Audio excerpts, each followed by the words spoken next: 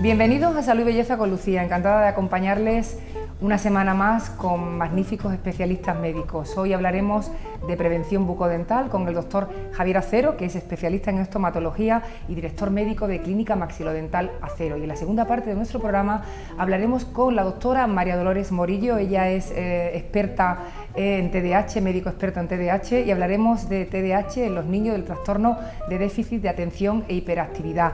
Por lo tanto, tenemos un gran programa y les invitamos a que nos acompañen. Les dejamos con el sumario. Hoy en Salud y Belleza con Lucía les hablamos de prevención bucodental. Te invitamos a conseguir una bella sonrisa desde la Clínica Maxilodental Acero con el doctor Javier Acero, especialista en estomatología. El TDAH, o trastorno por déficit de atención por hiperactividad, afecta entre un 5 y un 8% de niños y adolescentes. ¿Quieres conocer sus síntomas y diagnóstico? No te pierdas la entrevista con la doctora María Dolores Morillo, médica experta en TDAH. Una buena alimentación nos ayuda a combatir enfermedades. Si quieres obtener una buena dosis de vitaminas, te hablamos de una hortaliza que es toda una fuente de salud para nuestro organismo: el tomate. Y damos paso ya a dar la bienvenida al doctor Javier Acero, un gran amigo de mi programa, ¿verdad, Javier? Bienvenido. Sí, encantado de volver a verte, Lucía. Nos encanta. Para desearte lo mejor este año. Muchísimas gracias, nos encanta que nos acompañes. La prevención dental, bueno, la prevención es, como yo siempre digo, un caballo de batalla para todas las patologías médicas, pero ¿cómo es en la práctica real la prevención dental, la prevención bucodental? Como tú bien has dicho, es un caballo de batalla difícil de vencer y de combatir, porque partimos de la base de que es una palabra vana. La prevención es algo que, al no sonar a tratamiento, a dar resultados precisos en el momento dado, a la hora de terminar el acto, la gente cree menos en ello. Suena un poco como a cepíllate los dientes, cepíllate el pelo. Entonces la prevención es mucho más importante de lo que podamos pensar, porque de la buena prevención depende el estado de nuestra salud bucodental y, como iremos hablando más adelante, incluso el estado de nuestro aspecto, de nuestra sonrisa, de nuestra estética en general. ¿En qué momento de nuestra vida debemos empezar a prevenir? ¿Desde que nacemos? ¿Desde que nos salen los primeros dientes de leche? Sí, yo creo que el primer contacto con los dientes de leche que tienen los padres, y sin lugar a dudas los niños, por supuesto, aunque yo de manera inconsciente por la edad, es esas malas noches que dan a los padres con dolores, queriendo morder cualquier cosa, salivando muchísimo. Ahí no podemos hacer nada, hay muchísimas cosas en farmacia. Antiguamente recuerdo que nuestras abuelas nos daban una cáscara de naranja o de limón para morderla, ¿no? Con cierto cuidado, que sea de gran tamaño para que el niño no se la trague, por supuesto. Sirva esto de anécdota. Pero no cabe duda que a la edad de los 5 años, entre los 5 y los 6 años, es una buena edad, salvo que algo ocurra antes, que sin lugar a duda la madre lo va a ver porque está vigilante con su hijo continuamente, nos lo traería. Pero si no, a la edad de los 5 o 6 años está bien ya hacer una visita al dentista, simplemente para ver cómo va saliendo, cómo van evolucionando las piezas dentales y adivinando un poco cómo será el devenir de esa boca. ¿La prevención va con la edad, doctor? Va con la edad, sí. Sí, me parece bien tu pregunta, porque no solo se previene cuando somos pequeños, se previene cuando somos adultos y se previene también en eso que llamamos la tercera edad de nuestros mayores, ¿no?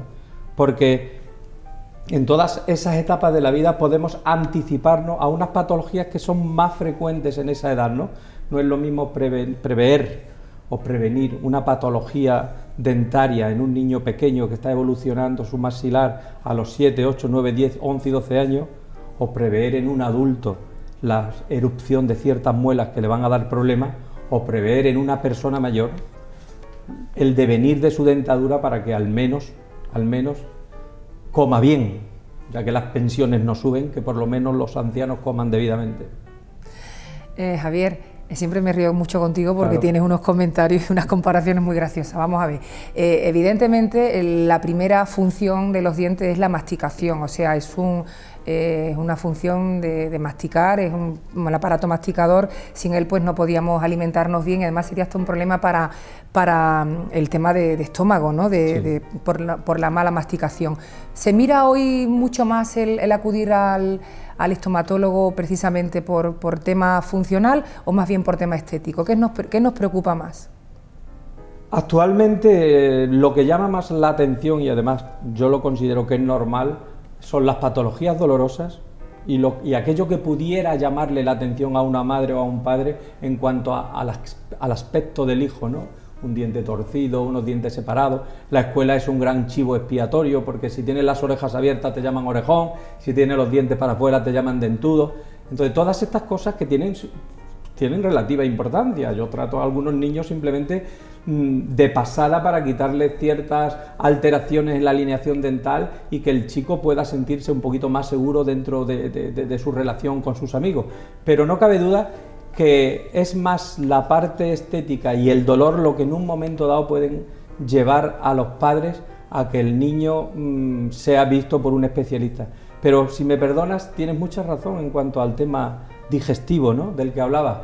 La digestión empieza en la boca, la digestión no está en el estómago, en la boca tenemos unas enzimas importantísimas que ya empiezan a triturar los alimentos, a prepararlos, tanto química como físicamente, con nuestras muelas, para que cuando pasen al estómago lleven ya una parte digerida, más que digerida, digamos que he hecho un bolo alimenticio que el estómago pueda reconocer y pueda tratar de manera diferente. Y después ya vienen otras fases en las que tendríamos que entrar en otro tipo de especialidades.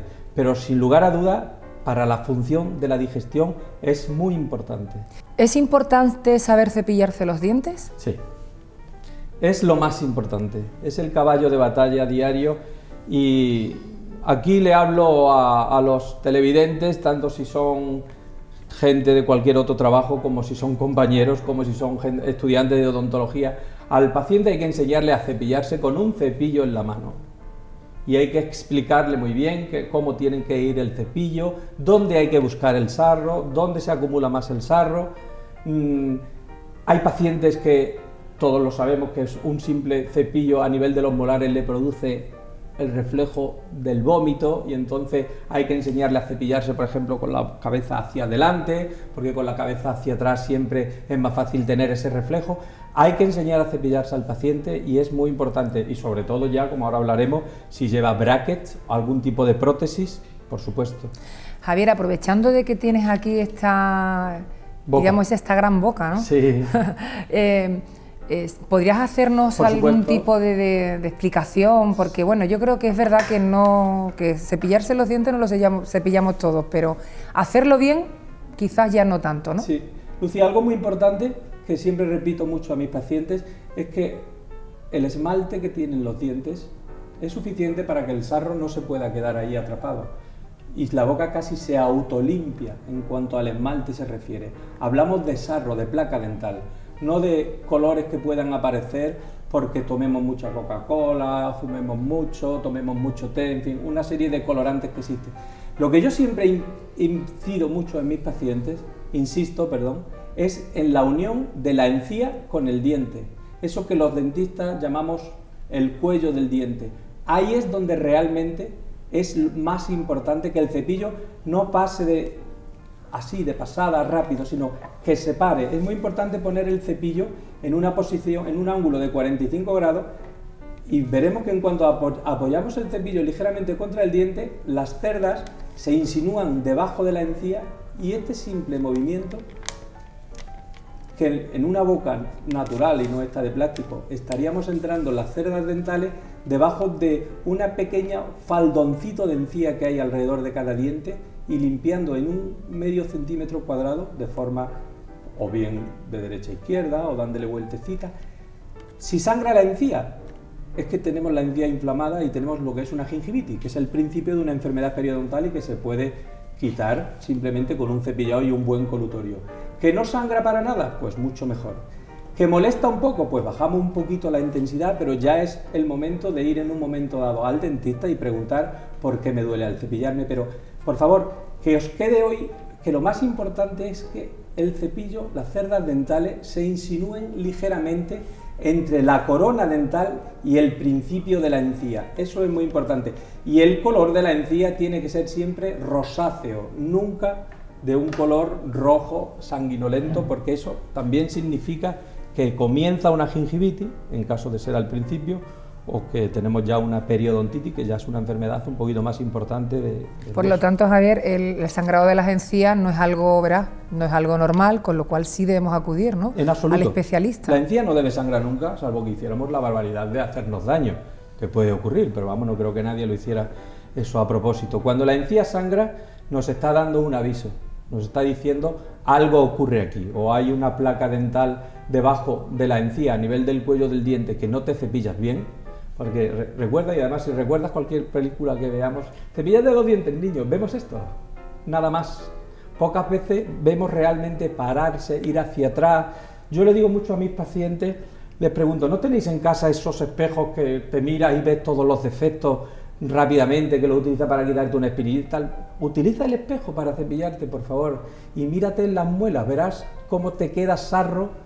Porque, como bien te decía antes, hay pacientes que le da un poquito de náusea el llevar el cepillo hacia atrás y, bueno, pues eso pues se combate simplemente con cepillarse hacia adelante. Porque al ponernos así en esta posición, la glotis cae y el reflejo del vómito se disminuye bastante. En fin, hay mucha técnica para evitar que una gingivitis vaya más y, por supuesto, como tú bien has dicho, visitar al dentista cuanto antes. Importante también porque las muelas de juicio, que son, bueno, a muchas personas he escuchado de tener que quitárselas, ¿por qué suelen dar problemas las muelas de juicio de forma habitual? Bien, pues como hablábamos al principio de estructurar un poco esto, esa sería la prevención en adultos. La muela de juicio, las fechas no se suelen cumplir porque la evolución dental es algo tan personal como la enfermedad. Ya bien dijo el axioma ese, ¿no?, que no hay enfermedades sino enfermos. Un virus entra en una clase de 40 niños, 20 cogen la gripe y 20 no. Por lo tanto, no se tiene por qué dar. Pero sí es verdad que la muela del juicio sale en una época de la vida en que tenemos el maxilar completamente desarrollado. La evolución del hombre, imagínate dentro de 2000 o 3000 años seguramente tendremos 2 o 3 piezas dentales menos, porque somos la generación del yogur y de las cosas casi masticadas.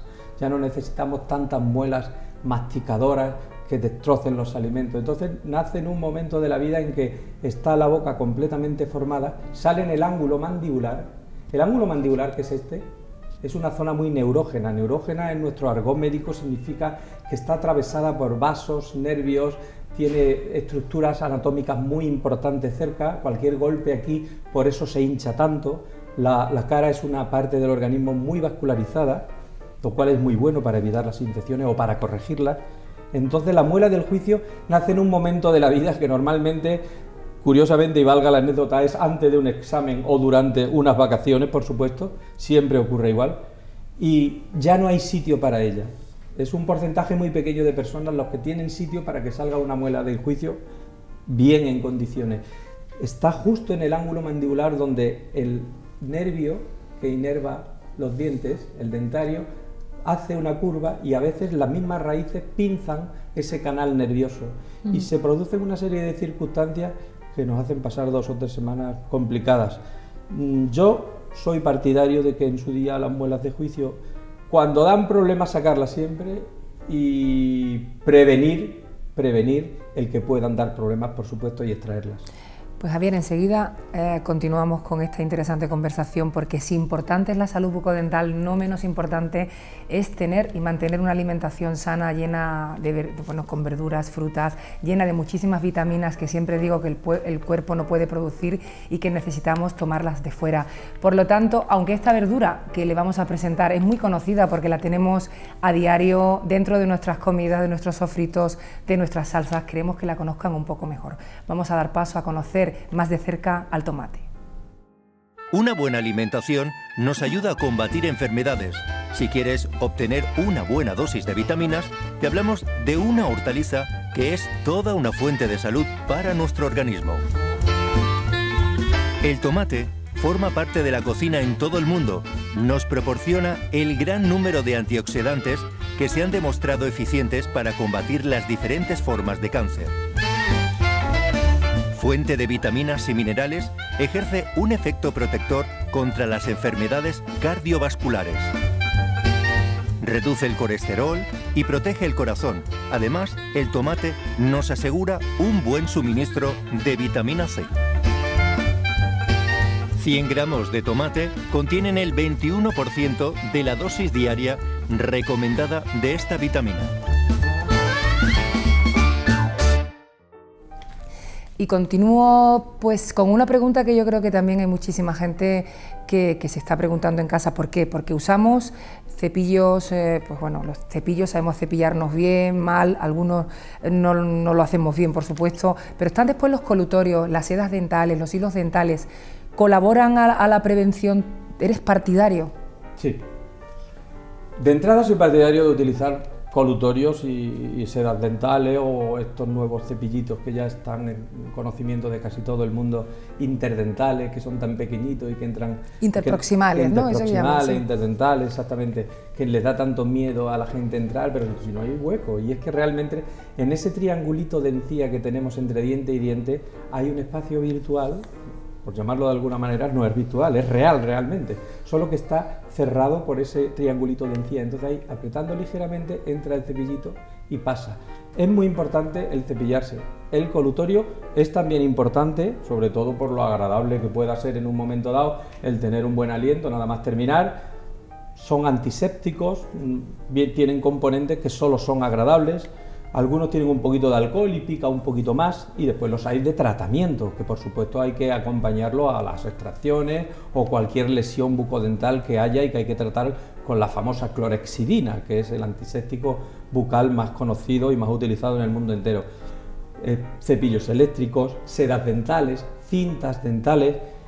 Sobre todo si tenemos prótesis, es muy importante hacer una consulta de educación bucodental para que nos enseñe el dentista, o el estomatólogo o la higienista de turno, quien sea, a cepillarnos correctamente la prótesis, porque una prótesis, aun siendo lo más natural posible, siempre retiene más alimento y más placa dental que los dientes naturales. La prevención bucodental aún es más importante cuando existe ya en el paciente una patología subyacente, algo que ya tiene pues, bueno, de cualquier tipo, ¿no? Háblanos, sería más importante todavía llevar a cabo una prevención más exhaustiva, bucodental, si cabe, ¿no? Sí, Lucía, además este es un tema que a mí me toca especialmente. Yo me formé fuera, estuve trabajando cerca de 8 años en un hospital en Francia y allí, por costumbre, había muchas consultas, interconsultas, por decirlo de alguna manera, entre especialistas.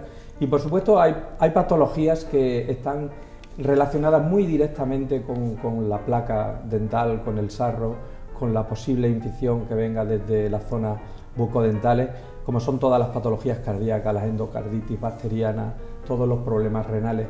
La boca está muy interrelacionada con la circulación, con el corazón, con el riñón, y tenemos que evitar que si ya el paciente tiene un problema de valvulopatía, un problema, ya sabemos que la valvulopatía, el problema que hace es que forma un remolino en la sangre y que puede formar un trombo, un pequeño émbolo que se suelta.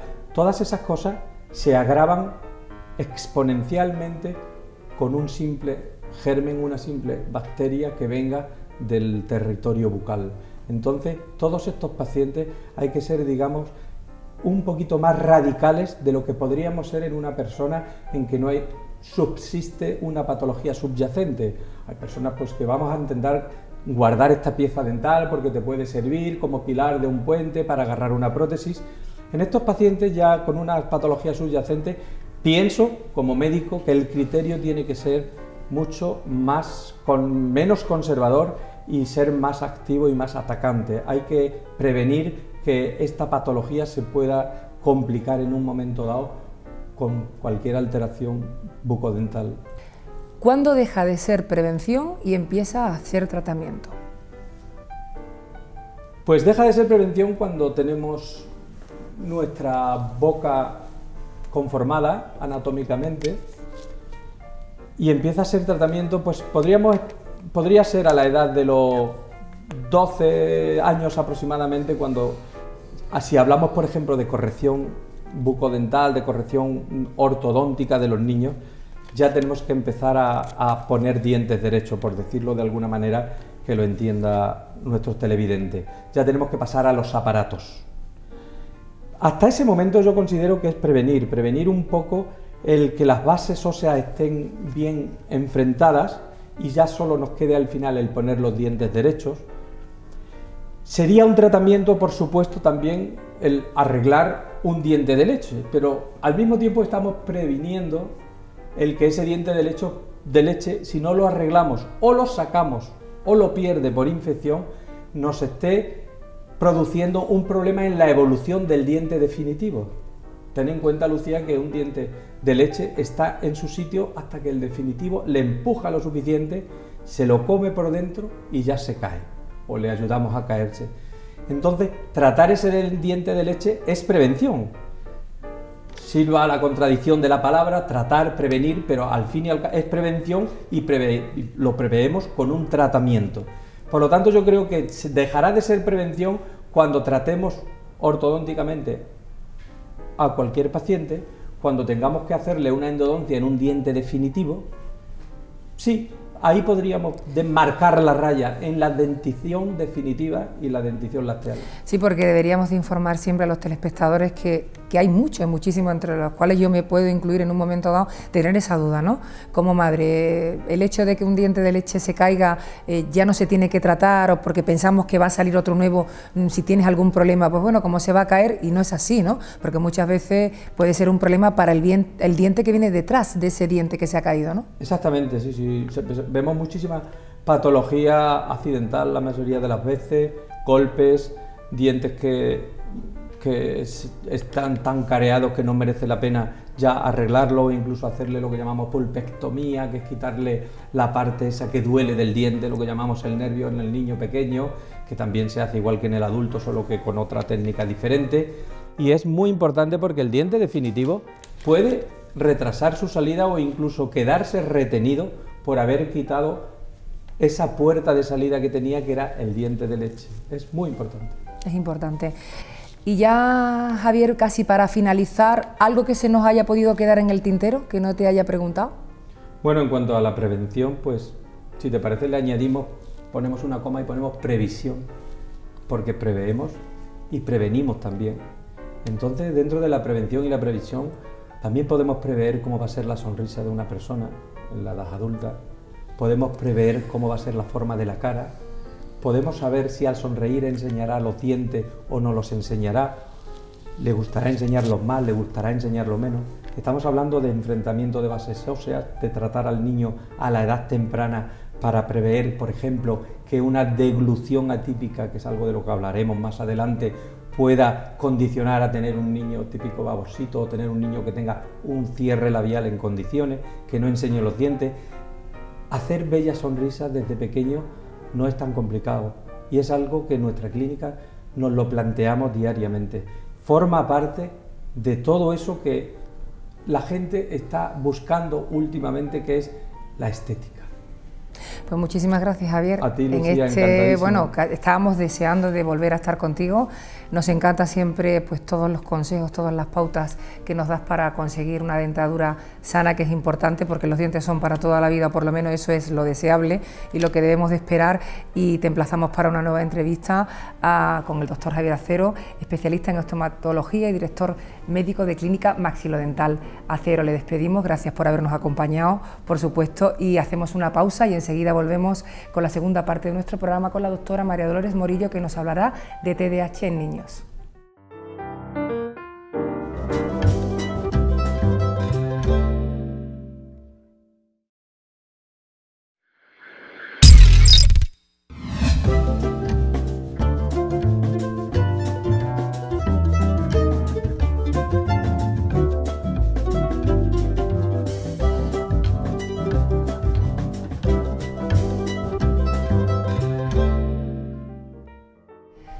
Y seguimos con una nueva consulta médica. Esta vez nos acompaña la doctora María Dolores Morillo, experta médico en TDAH.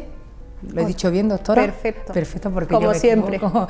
Muchísimas gracias, porque verás, el TDAH afecta a niños, he estado leyendo, no sé si estoy equivocada, si no me corrige, entre 8 y 10 años, en edad escolar. Suele ser la edad aproximada de diagnóstico, pero el TDAH es un trastorno que nos afecta a lo largo de toda la vida. Afecta a la persona desde que nace, la acompaña.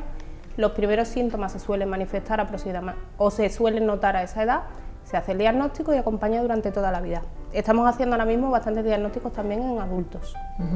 ¿Es una patología que los padres pueden diferenciar de otras? O sea, un niño que pueda ser un poco hiperactivo, ¿cómo se diferencia de un niño que pueda tener trastornos de TDAH? Mira, los padres suelen empezar a sospechar que algo va mal cuando el niño no puede llevar un comportamiento habitual, cuando no puede desarrollar sus actividades, interfiere con su vida diaria, en clase, o sus rabietas son de tal intensidad que no se pueden llevar en casa. Luego, lógicamente y de forma habitual, pues hace falta una opinión profesional para llegar al diagnóstico claro. ¿Cómo podríamos entonces, María Dolores, definir el TDAH para que se entienda en casa de una forma sencilla? ¿Cómo de verdad no queda duda de que un niño que tengamos en casa puede sufrir este trastorno? Mira, el TDAH es un trastorno neurobiológico, eso es importante, después lo comentaremos, que produce una alteración inicialmente en la capacidad de concentración, es un déficit de atención. Eso secundariamente hace que el niño tenga una gran actividad motora, con frecuencia, no siempre, pero es habitual, tenga una gran impulsividad y dificultad para realizar su desempeño diario. O sea que ese sería, digamos, una forma de diagnóstico. De sospecha inicial de los padres. Es un niño que dentro de la normalidad de su edad se diferencia del resto del grupo, destaca por encima del grupo en cuanto a dificultad en el comportamiento, fundamentalmente. Y a la hora de que un niño pues llega a tu consulta, ¿cómo lo diagnosticas? ¿Cómo no hay duda de que ese niño lo padece? Bien, esa es una pregunta importante porque es lo primero que suelen preguntar los padres. Nosotros trabajamos dos profesionales juntos, trabajamos un neuropediatra y trabajo yo. Habitualmente el diagnóstico es simplemente clínico. Esto es importante, no hay que hacer ningún tipo de prueba complementaria, no hace falta una resonancia, no hace falta un electroencefalograma de forma habitual. Se hacen una serie de entrevistas clínicas, nosotros en la primera entrevista la mayor parte de las veces establecemos el diagnóstico y a partir de ahí pues se va planteando el tratamiento. ¿Y es realmente tal cual he leído yo, es tan frecuente? ¿A cuántos niños afecta? También he leído que afecta más a los niños, ¿no? En un porcentaje más elevado que a las niñas, ¿eso por qué es? ¿Y es cierto? Verás, la prevalencia es lo que podemos encontrar en un grupo. Actualmente en niños está aproximadamente entre un 2 y un 5% de la población y en el caso de los adultos llega a afectar a un 4%. Esto es que en una clase media, ahora que están entre 25 o 30 alumnos más o menos, encontraremos entre 1 y 2 niños afectados. O sea aproximadamente. La diferencia entre niños y niñas que tú comentas muchas veces es llamativa, sobre todo porque las niñas suelen tener un comportamiento menos hiperactivo, tienen menos actividad motora y pasan desapercibidas durante más tiempo, tienen un perfil mucho más inatento. Eso hace que tengan un diagnóstico más tardío y que incluso a veces tengan peor pronóstico porque ese diagnóstico es más tardío. ¿Y cómo se evalúa este trastorno de forma correcta? Nosotros realizamos esta primera consulta que te he comentado, en la que hacemos el diagnóstico, y una vez que tenemos ese diagnóstico es importante saber qué repercusión tiene en la vida del niño. Eso se facilita mediante la entrevista clínica con los padres, nos va a decir pues, si tiene mucha dificultad en el colegio, si tiene grandes rabietas difíciles de controlar, y hacemos una batería de escalas de valoración para ver repercusión funcional. A través de esas escalas y sus resultados, pues vamos a saber realmente si ese trastorno está provocando en el niño una intensidad suficiente de dificultad como para plantear determinadas intervenciones. ¿Es importante el tratamiento farmacológico en el TDAH? Mira, en la mayoría de los casos es básico. ¿Por qué? Porque si estamos hablando de un trastorno neurobiológico, estamos hablando de una alteración de los neurotransmisores, si no hacemos una modificación de ese entorno bioquímico es muy difícil que otras actuaciones que se hacen y que son necesarias, como la intervención psicoeducativa o la estimulación cognitiva, nos vayan a dar un buen resultado. ¿Cuándo se recomienda el hacer el tratamiento combinado farmacológico con otros tratamientos? Lo ideal, lo que recomiendan todas las guías de tratamiento es hacerlo siempre y en todos los casos. Lo que sí le decimos nosotros a nuestra familia, a nuestros pacientes, es que es recomendable hacerlo de una manera escalonada. O sea, no hace falta hacerlo ni todo a la vez, ni hay que hacerlo todo en todos los pacientes. Hacemos una evaluación previa en función de la edad y de esa dificultad e intensidad de síntomas. Vamos a empezar por una zona o por otra. Por ponerte un ejemplo sencillo, o dos ejemplos sencillos. Niños pequeñitos, preescolares o 5 o 6 añitos, muchas veces vamos a intentar primero intervención psicoeducativa. Si no es suficiente, tiempo tendremos de ir añadiendo farmacología, por ejemplo. Un adolescente que no llega a un fracaso escolar, con un trastorno de comportamiento insufrible en casa, pues habitualmente vamos a empezar con un tratamiento farmacológico. ¿Y a qué se le llama psicoeducación en el TDAH? Mira, la psicoeducación es un proceso que van a seguir los padres, pero es necesario que lo sigan mediante el apoyo de un profesional formado, en el que van a aprender qué es sintomatología de TDAH y qué no es sintomatología de TDAH, cuáles son las limitaciones que tienen estos pacientes y qué podemos hacer para solventarlas o incluso hacer que desaparezcan. O sea, esa sería la utilidad, una de las utilidades, claro. Tiene algunas más, me imagino, ¿no? Sí. La psicoeducación lo que nos va a permitir es saber en qué terreno nos estamos moviendo. O sea, saber exactamente... qué es TDAH, qué no es TDAH, porque evidentemente estos pacientes, estos niños, además de su TDAH, pues tienen su carácter y tienen cosas que son propias de ellos y que no tienen nada que ver con la enfermedad. En este caso, María Dolores, el papel de la familia, el papel de los padres, de cómo actúan cuando un niño, ustedes me imagino que también hacéis como un poco un procedimiento de hacer que las conductas de los padres cambien de alguna forma para ayudar en el TDAH de sus hijos. Es básico, es necesario. De hecho, la psicoeducación la centramos en niños muy pequeños y en adolescentes, la centramos en los padres, porque es necesario que esos padres sepan qué favorece, qué facilita el comportamiento de los niños y qué es lo que lo dificulta.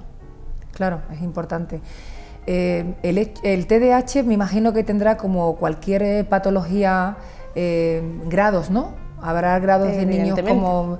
y por lo tanto a nivel farmacológico y a nivel de tratamiento variará, ¿no? Depende si es un grado medio, es un grado inicial. Eso es lo que yo te comentaba al principio de la intensidad sintomatológica. Haciendo a grandes rasgos podemos diferenciar por el tipo de TDAH, podemos diferenciar si es un TDAH subtipo inatento, estos niños no van a tener prácticamente hiperactividad motora, el subtipo hiperactivo, que tiene gran impulsividad y gran movilidad, y el subtipo mixto, que tiene un poco de las dos cosas. Y luego además la graduación, en función de la intensidad de síntomas, pues lo vamos a considerar leve, moderado o intenso o avanzado. ¿Qué es la orientación familiar, María Dolores? La orientación familiar es una parte o un complemento de la psicoeducación. La orientación familiar la hacemos nosotros, pero también la facilitamos mucho a través de las asociaciones. Es cómo integrar en la familia para conseguir que se convierta pues, en una familia normal, todo lo que es la idiosincrasia de estos niños y de estas familias y de estos adultos muchas veces. ¿Qué es, una cosa que me llama mucho la atención es bueno, la estimulación cognitiva, ¿qué es y para qué sirve?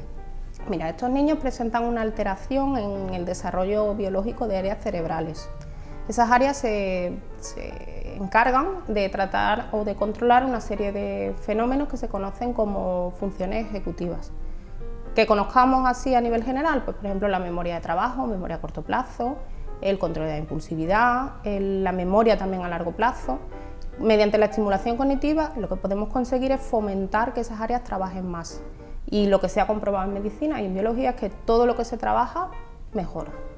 Yo creo que en este caso para los padres que estén, quieras que no, sufriendo, ¿no? Con hijos con ese trastorno que no deja de ser algo que ellos, bueno, que de alguna forma tiene que estar sufriendo, entre comillas, a diario, saber que un niño, pues bueno, tiene una determinada forma de ser a nivel escolar, ¿no? A nivel de no atención en los estudios, a nivel de muchas cosas, pues bueno, los padres lo que querrán que bueno, que tú les transmitas como doctora y como conocedora del TDAH es tranquilidad, saber que tiene una solución, que deben de consultar, ¿no? Y por supuesto que hay tratamientos y que se mejora, ¿no? Se mejora y con una buena adaptación y un buen trabajo se llega a una situación normal. Se tiene que conseguir la normalidad, es decir, nosotros no pretendemos que nuestros niños se conviertan en genios, pretendemos que sean igual que cualquier niño de su edad con su coeficiente intelectual. También entonces hacéis el seguimiento no solamente a esos niños, sino a esas familias, ¿no? De alguna forma, porque es el entorno donde el niño está y el entorno, claro, puede favorecer, o porque claro, hay que ayudar, ¿no? A esos niños de alguna forma y tienen que esos padres que están guiados, ¿no? Por vosotros, que sois los profesionales, que tenéis que decir cómo tienen que actuar esos padres en esos casos, ¿no? Eso es lo que intentamos hacer un tratamiento integral. Evidentemente la parte farmacológica, la atención farmacológica se hace directamente al niño y todo lo que es el trabajo del entorno familiar es indispensable. ¿Siempre y en todos los casos es necesario los fármacos? ¿Hay también algún tipo de tratamiento que sea no farmacológico? El tratamiento recomendado ahora mismo en el TDAH es lo que se conoce como tratamiento multimodal, que incorpora pues, el tratamiento farmacológico junto con las terapias no farmacológicas. En un alto porcentaje de casos hace falta ese tratamiento farmacológico por lo que te comentaba antes, porque esto tiene una base neurobiológica, que es lo que intentamos siempre que las familias conozcan. Esto no es un problema de aprendizaje, no es un trastorno de educación, no es una falta de conocimiento, sino que es una alteración, pues, como puede ser comparable a la diabetes, en la que falta algo corporal.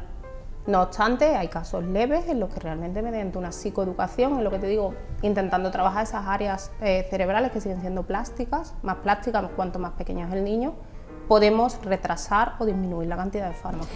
¿Y esos tratamientos, María Dolores, serían para siempre? ¿Tienen periodos? ¿Me hablas de la parte farmacológica o de la no farmacológica? Cuando un niño llega a vuestra consulta y es diagnosticado del trastorno de déficit de atención e hiperactividad, ¿es para siempre? ¿Depende en cada caso? El trastorno nos va a acompañar de por vida. En función de los síntomas, de la repercusión que tenga en la vida del niño o futuro adulto, van a hacer falta hacer una serie de cosas a lo largo de la vida. Nosotros intentamos, y es la idea que tenemos, que a nuestros niños se les acabe retirando el tratamiento. Le hemos retirado el tratamiento ya a un paciente. Nos gusta comentarlo porque es una chica que ya ha terminado su licenciatura, ha aprendido técnicas para mejorar sus mayores dificultades y ha conseguido dejar el tratamiento. Me imagino que también los padres que nos están escuchando pensarán que cualquier tipo de tratamiento farmacológico hoy en día puede tener algún tipo de efecto adverso. En este caso, ¿tiene algún tipo a largo plazo, se ha demostrado o no? ¿Son tratamientos tolerables sin ningún tipo de algún tipo de problema que pueda acarrear en un futuro para nuestros hijos? Pues hombre, son fármacos cuya seguridad y tolerancia está muy estudiada. Ten en cuenta que en Europa ya llevamos varias décadas, pero en Estados Unidos quizá llevan incluso más y no se han visto ningún efecto indeseable a largo plazo. A corto plazo, pues existen pequeñas alteraciones, como cualquier farmacología. Siempre lo explicamos a los padres, por ejemplo, el más llamativo es una ligera pérdida de apetito, que suele aparecer al principio y que después se va compensando. Pero para eso están los profesionales, para hacer un buen acompañamiento de los padres y si aparece cualquier efecto... Y que no siempre pasará en todos los casos, me imagino, ¿no? Porque no todos los efectos adversos se dan siempre en todos los casos, con lo cual... Y bueno, y tenemos que decir que son tratamientos seguros y que es un porcentaje mínimo, ¿no? Estamos hablando de dentro de los porcentajes que no suele ocurrir la intolerancia al fármaco. Efectivamente, no tenemos casos de tratamiento farmacológico que hayamos retirado por efectos indeseables intolerables. ¿Se os ha dado en algún caso también algún tipo de tratamiento, me imagino, en lo que se llaman vacaciones medicamentosas? Eso, que no tome el niño y no pasa nada y ha continuado después y el efecto haya sido, porque hay medicamentos de deliberación a largo, pues, sí, prolongada. En casos o sea, ¿hacéis la prescripción en algunos casos de este tipo de medicación? Mira, las guías de farmacología ya han demostrado que no es recomendable hacer vacaciones terapéuticas como se hacían antes. Antes llegaba el periodo escolar, se acababa, se le cortaba la medicación al niño. Llegaba Navidades, se le cortaba. Se ha visto que si se suspende la medicación más de un mes, después el efecto de esa misma medicación puede ser menor. Lo que sí se pueden hacer, por ejemplo, reducciones de dosis, hacer una dosis de mantenimiento bajitas durante el verano. ¿Algún tema que te gustara destacar del TDAH para que los padres lo supieran? ¿Cuáles son las consultas más habituales que te suelen hacer los padres cuando vienen con sus hijos, para que puedas comentárselo a las demás madres que nos estén escuchando en estos momentos? ¿Qué se le puede ir a una madre cuando ve a un niño con estos, digamos, síntomas? ¿Por qué tienen que pensar que no es normal? O al revés, pensar que es normal, que lo que le está ocurriendo puede ser por nerviosismo. ¿Hay alguna fórmula exacta que de alguna forma les encienda esa luz y digan, no, esto no es normal, mi hijo tiene ya un trastorno que deja de ser habitual en un niño, ¿no? Porque lo que te he comentado de la hiperactividad, eso es muy común y parece que los padres en muchos casos lo tienen asumido, ¿no? Mira, yo creo que es importante que los padres entiendan que estos niños tienen que ser capaces de llevar una vida normal. Entonces, en el momento en que el niño presenta una serie de síntomas que hacen que su vida, su desempeño social o su desempeño escolar es imposible, tienen que consultar con un profesional. Y también insistir en que existen formas de diagnóstico seguras, es decir, nosotros a día de hoy tenemos las herramientas suficientes para decirle si su hijo tiene o no este trastorno. ¿Y cómo conseguís de alguna forma desde vuestro centro organizar todo, ¿no? Todo lo que son familias, debe de ser un poco de lío, ¿no, María Dolores? Eso es una pregunta muy buena. Pues mira, nosotros, bueno, lo primero que intentamos es hacer una asistencia personalizada. Tenemos un teléfono en el que estamos disponibles 24 horas para cualquier duda que surja. El correo electrónico también lo hemos usado. Y en los últimos meses hemos incorporado nuevas tecnologías que nos permiten el seguimiento online de los pacientes. Eso nos ha facilitado mucho el contacto con estas familias. ¿Hay algún teléfono que en algún momento, no sé, se pueda como de primeros, digamos, primeras consultas, ¿no? Antes de acudir a la consulta ya segura de que debemos de ir a la consulta, algún tipo de... Sí, mira, el teléfono de nuestro centro está disponible para que los pacientes llamen. Lo primero, normalmente el teléfono lo atiendo yo, dejarían sus datos de contacto en el buzón de voz y se hace siempre una orientación. En caso de que lo que me cuente a mí la familia, lo que me comente la familia no cuadre con un trastorno por déficit de atención, lo orientaríamos hacia otra zona. No hacemos sobreconsulta. Parece ser entonces que el TDAH es bastante más común de lo que creemos. O sea que pues son sí, muchos los niños que padecen de este trastorno adultos. Y que a lo mejor hace unos años no lo relacionábamos. Efectivamente. Porque desde bueno, TDAH habrá sido siempre, ¿no? Pero que la gente lo hayamos confundido con que son niños nerviosos, niños que no atienden muchísimo. Niños mal educados, niños poco motivados, pues sí. O sea que habrá siempre niños que quizás no se hayan diagnosticado bien. ¿Y qué consecuencia puede traer a largo plazo un niño que no es diagnosticado correctamente con este trastorno, que se confunda con otro y que al final sea este? ¿Qué puede pasar? Pues mira, habitualmente estos niños, si no reciben un buen apoyo, un buen tratamiento, pues están condicionando su desarrollo, su desempeño en la vida. Se van a ver condicionadas sus relaciones familiares, sus relaciones sociales, el rendimiento académico, van a conseguir un trabajo por debajo de sus posibilidades. Evidentemente las repercusiones son muy grandes. Sí, porque estos niños me imagino que al atender menos en clase, pues claro, las expectativas de los cursos, ¿no? Todo lo llevarán como más atrasado, suelen ser de todas formas niños inteligentes, no por ello, sin embargo, no consiguen concentrarse. Su problema está en la concentración, ¿no? De Exacto, no poder... están afectadas pequeñas áreas cerebrales, pero el nivel cognitivo de estos niños es normal, incluso en muchos casos es alto. O sea que es todo lo contrario, son niños inteligentes que tienen ese problema. Y a la hora de desarrollarse en cuanto a su entorno familiar, de amigos, suelen ser niños que tienen unos condicionantes también en su forma de ser, se aíslan. Tienen más dificultades en las relaciones sociales, evidentemente, son impulsivos, muchas veces les cuesta empatizar, les cuesta entender por qué provocan esas reacciones en los demás y les van aislando y les van provocando mucha frustración. Me imagino que la detección temprana de este trastorno, pues esto, como digo, como la misma palabra le indica, detección temprana es súper importante, ¿no? A la hora de que ese niño vaya a tener después una salida mucho más pronta, mejor. El que vayan, básico, dirigirse a personas, como en este caso a vosotros, ¿no? Que eres experta en este trastorno porque puede, no sé, el ser experto justamente en esto y no más a grandes rasgos en otro tipo de patologías de niños, también pediátricas, pero el ser experto en TDAH pues es un estudio distinto, ¿no? Porque te has dedicado expresamente a saber, ¿no? Sobre todo lo que es relacionado con el TDAH.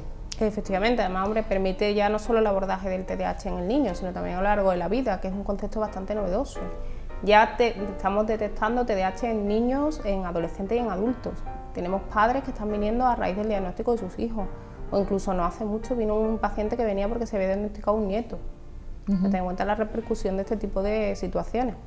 Vosotros estáis también, aparte de Sevilla, tenéis consulta en Cádiz, ¿no? Pasamos consulta también en Cádiz y en Estepa, actualmente. En Cádiz, en Estepa, en Sevilla. Y en Sevilla.